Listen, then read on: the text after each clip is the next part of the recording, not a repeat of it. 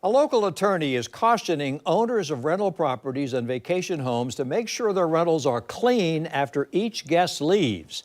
That warning comes in response to a wrongful death lawsuit filed by the family of a 19-month-old girl who the family contends died when she came in contact with fentanyl residue at an Airbnb in Wellington in South Florida. News4JAX reporter Khalil Maycock is joining us. He spoke with an attorney not affiliated with his case who says the owner of that Airbnb, Khalil, could be held responsible for the child's death.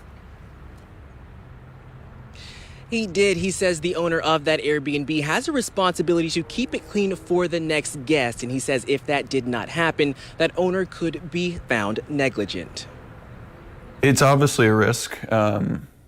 When you invite people that you've never met to stay in your home. Boone Lewis is the co-owner of an Airbnb rental right outside of St. Augustine. He says after each stay, he has a cleaning service come by.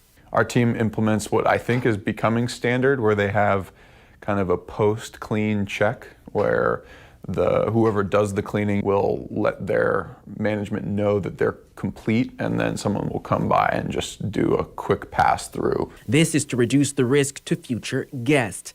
But the mother of a toddler who died says that didn't happen at the Wellington Airbnb they were staying at.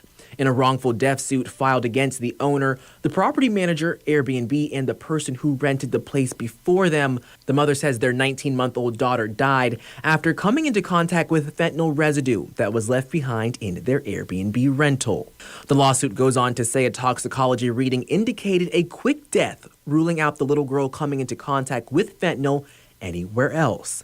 The mom says that rental should have been free of drugs. You want to shoot me an email? Attorney Curtis Fallgetter says the mom's lawsuit might be easy to prove. He says her attorney needs to prove negligence. The prosecutors have to prove negligence, and of course they're going to look not just at the Airbnb owner, but of course the prior tenant that left the drugs behind, and apparently it looks like has admitted having done so. So to me, it's sort of inherent. If you leave something behind that's dangerous, that's the definition of negligence.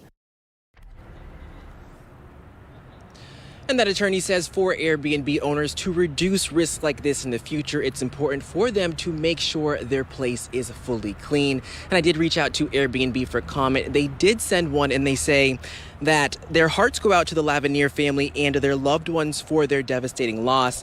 They also said that that Airbnb, which was in Wellington, is no longer listed on their website. And they did say that the family who rented it was the first one to rent it through Airbnb.